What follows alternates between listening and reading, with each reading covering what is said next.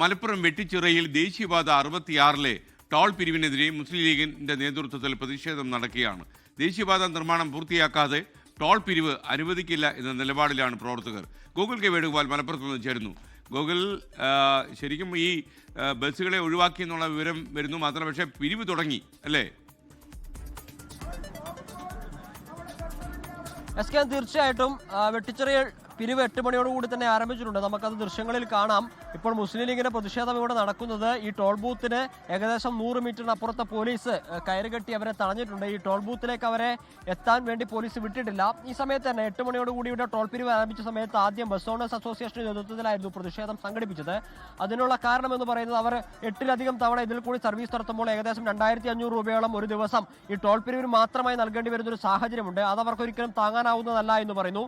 അതിന്റെ അടിസ്ഥാനത്തിൽ 2 ദിവസത്തേക്ക് ബസ്സുകാരിൽ നിന്ന് ഈ ടോൾ പിരിക്കേണ്ട എന്നൊരു തീരുമാനം താൽക്കാലികമായെങ്കിലും എടുത്തിട്ടുണ്ട്. 2 ദിവസത്തിനകം ചർച്ച ചെയ്തതിനു ശേഷമായിരിക്കും തീരുമാനിക്കുക. അതിന് പിന്നാലെയാണ് മുസ്ലിം ലീഗിന്റെ തിരൂർ, കോട്ടക്കൽ നിയോജക മണ്ഡല കമ്മിറ്റികളുടെ നേതൃത്വത്തിൽ ഒരു പ്രതിഷേധം ഈ ടോൾ ബൂത്തിലേക്ക് നടത്തിയത്.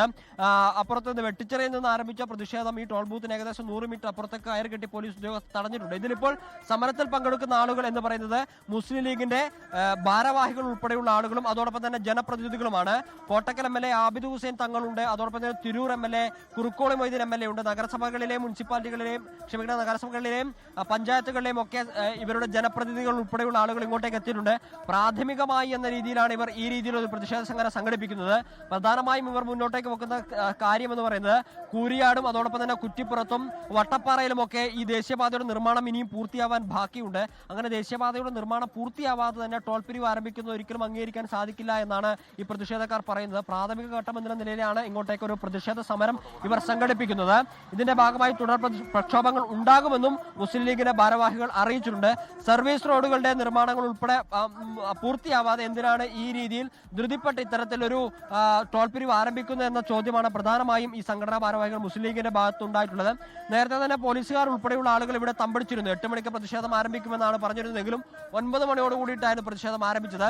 ഈ പറയുന്ന വെട്ടിച്ചിറയിൽ നിന്ന് ടോൾ ബൂത്തിലേക്ക് ആരംഭിച്ച സമരത്തെ ഏകദേശം 100 മീറ്റർ അപ്പുറത്തേക്ക് പോലീസ് തടഞ്ഞു. പക്ഷേ വലിയ രീതിയിലുള്ള പ്രതിഷേധങ്ങളോ പോലീസുമായിട്ടുള്ള വാക്കേറ്റങ്ങളോ ഒന്നും ഉണ്ടായിട്ടില്ല. അതിന് കാരണമായി അവർ പറയുന്നത് ഇത് പ്രാഥമിക ഘട്ടമാണ്, ഇതൊരു സൂചനാ സമരമാണ്.